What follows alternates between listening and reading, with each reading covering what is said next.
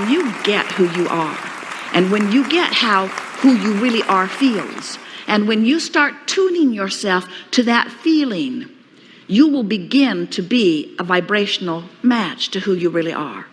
And do you know, when you're tuned in, tapped in, turned on, when you are offering the vibration that comes from the core of your being, your power of influence is so huge that others who are watching you are amazed at the confidence and power with which you move through life.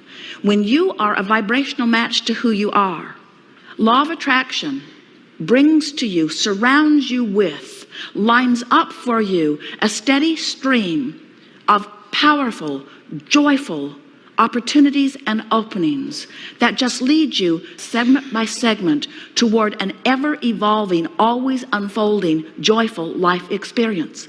It's not about knowing what you don't want so you know what you do want, and then you have to figure out how to get over there to what you do want. We're not talking about the handful or dozen or hundreds or even the thousands of things that you are wanting, and this workshop is not about getting you to those things.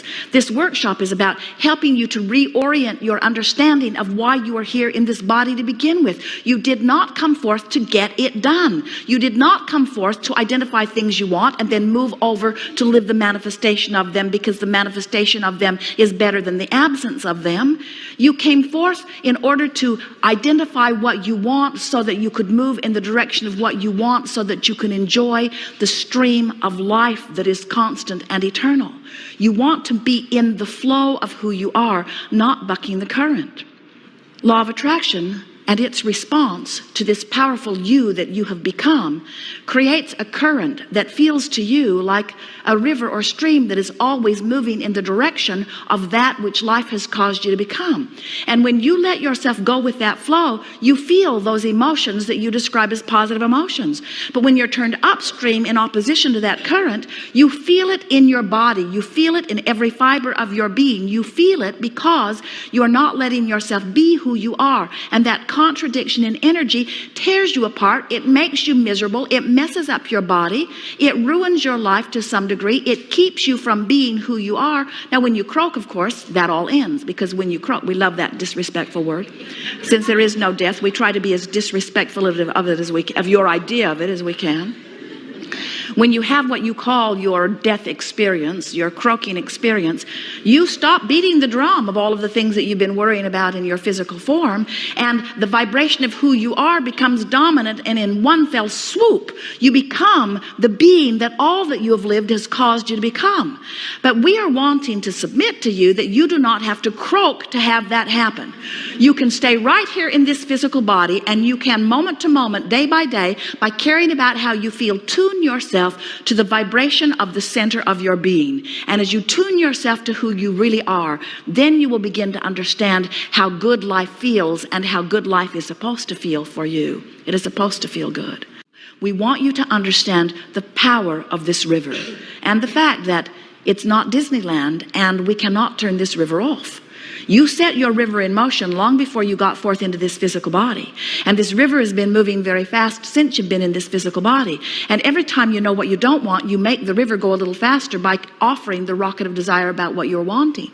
The reason the river moves faster and faster and faster is because every time you identify at any level of your being a preference or a desire how life would be better for you, the non-physical part of you embraces that thought so completely and holds it so unequivocally and becomes the vibrational offering of it so completely. And then as the powerful law of attraction responds to that ever increasing, amassing vibration that you are setting forth, there is a powerful sucking feeling that is drawing you toward it. Are you getting a sense of this? We're trying to get you to understand how fast this river is moving and how important it is that you let yourself go with it. When you let yourself move in the direction of who you've become, you feel the ease of going with that flow. And when you turn in opposition to it, you feel the dis-ease of not allowing yourself to go with the flow. And every emotion you feel is about simply that. Whatever you're living, whether it is about your body or whether it is about your relationship or whether it is about your money, no matter what it is about, whatever you're living is only a temporary, in the moment indicator of your temporary, in the moment vibrational offering. That's all it is. The only problem is you don't know that your vibrational offering is temporary because you've been speaking those words for so long, they're stuck in your vibrational craw. You've been telling the same story for so long, you don't know any new stories. Somehow you got convinced that you should tell it like it is. Now let's play that over, what we were just saying. Tell it like it is. Your mother says, tell me the truth of what is. So you say, I don't have enough money, I don't have enough money, I don't have enough money, I hate you, I hate you, I hate you, I hate you, I don't like what you're doing, I don't like what you're doing with my money, I don't like what you're doing with my government, I don't like what you're doing. We're making a point here, and we know it's getting annoying to you, but we want you to understand that you got to tell a different story. Did we make a point with you about these 2 points of vibrational offerings that are going on? There's the larger you, and then there's the physical you. Do you get that? Do you believe it? Do you understand that you are this source energy being? So listen to the difference in the drums that are being beat. I don't have enough money, I don't have enough money, I don't have enough money, I don't have enough money, I've never had enough money. There's plenty of money, the money is here, the things are lined up, the resources are in place, circumstances of event have been arranged, the money is here, the money is here, look over here, look over here, look over here, look over here, look over here. Now we want to depict the emotional difference. I don't have enough money, I don't have enough money, why don't I have enough money? I'm so sorry that I don't have enough money, what have I done wrong? I should have known better, they should have known better. There's plenty of money, nothing has gone wrong. Everything that you want is lined up for you. Whenever you're ready, it's right here for you. There's nothing you need to do. You've done all the work. All you need to do is relax and allow what you want to flow into your experience. You want to begin to listen to the drum of the source within you. You want to listen to the call of source. Source is calling you in the direction of what you want. And the way you know that you're moving in the direction is because things start lighting up for you, meaning that they begin feeling really, really good to you. When you get on this track of following the trail that has been pre-paved by you and is being tended by the source within you and is calling you toward what you're wanting, you feel energized, you feel enthusiasm. And yet, you know what your physical world trains you to do? Your physical world says, if it feels good, you need to be wary. You say to your friends, oh, I'm so excited about this. And they say, watch out. Watch out. That positive emotion could mean something's going very, very wrong for you. I've known other people who were positive and bad things happened to them. I think you better play it safe. I think you better stay right where you are. I know he beats you, but he makes a good living.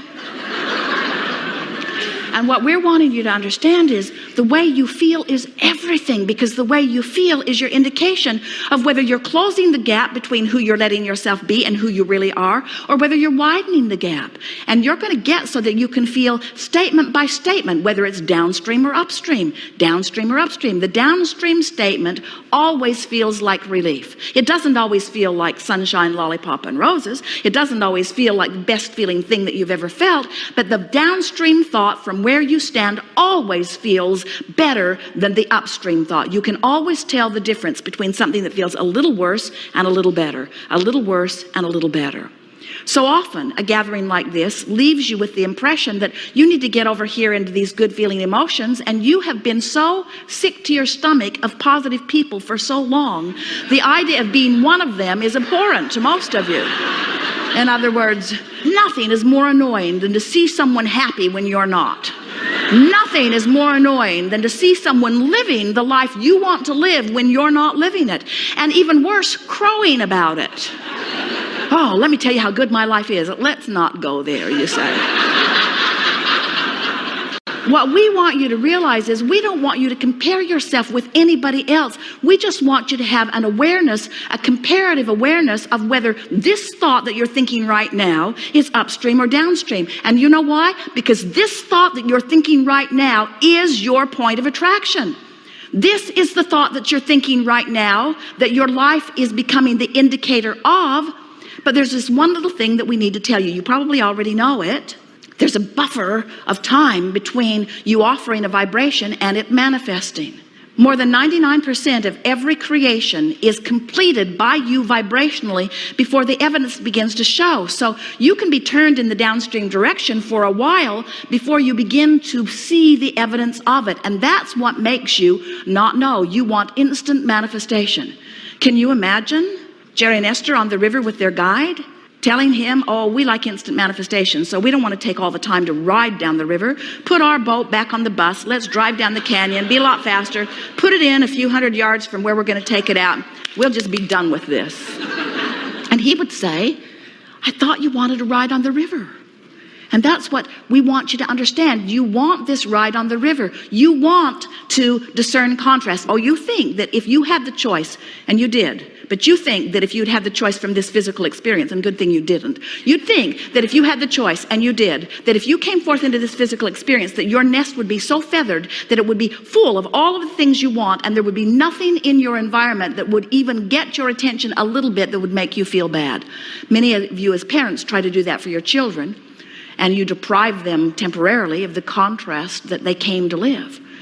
You said, I'll go forth into the contrast, and from it, I will be able to discern what I prefer, and that will be a wonderful thing, because when I know what I prefer, I'll hold it in my vibrational countenance, and then the law of attraction will bring it to me, and then I'll have a new platform from which to prefer, and I'll hold it in my vibrational countenance, and the law of attraction will bring it to me. So from this buffet of life, I will extract from it the things that I most prefer, and out of it, I will carve out the perfect life for me from my personal perspective. But instead, you got here, and there were so many other dysfunctional people around you who had already lost sight of their own guidance system, who said to you, most of you, I am a very conditional lover and liver of life, which means good conditions make me feel good, but bad conditions make me feel bad. So these are the rules for the good conditions that I need to extract from you. And since you're in my life, I'll be looking at you quite a lot. Since I am your employer, or since I am your mother, or since I am your father, or since I am your teacher, I have been assigned the task of looking at you. And when I look at you, I want to feel good, which means you need to perform in ways that make me feel good. I don't want you to be selfish.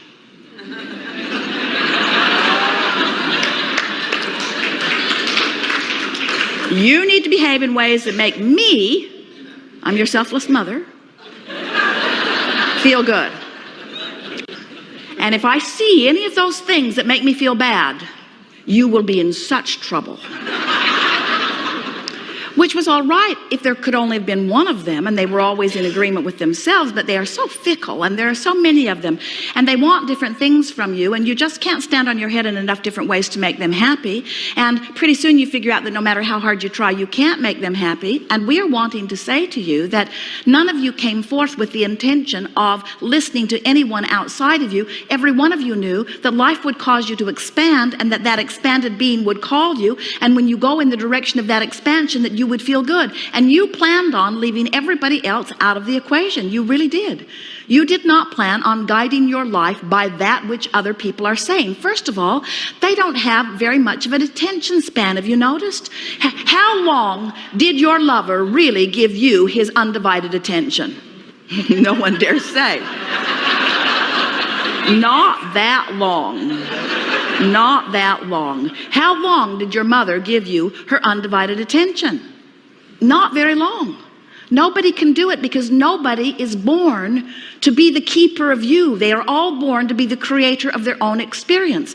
And we think that the greatest hypocrisy, the thing that has caused you the most trouble, is that they tell you that you are important to them, but the bottom line is how they feel is what's most important to them. So they keep trying to guide you and your behavior by what makes them feel good. And then, oh, you get so full of resentment because you know what would make your life really wonderful right away is if you could just accept that everybody is in this life for themselves. And that's not a bad thing, because what that's really saying is everybody is source energy, and everybody came forth in order to give birth to new rockets of desire, and everyone has a source within them that is guiding them toward their best interest. So imagine what a wonderful world that is. If everyone has their own personal guidance system and it is source, and everyone is being called toward the improved life experience, and everyone, or even most of them, or even some of them, are hearing the call and moving toward it, can you imagine how magnificent this world would become?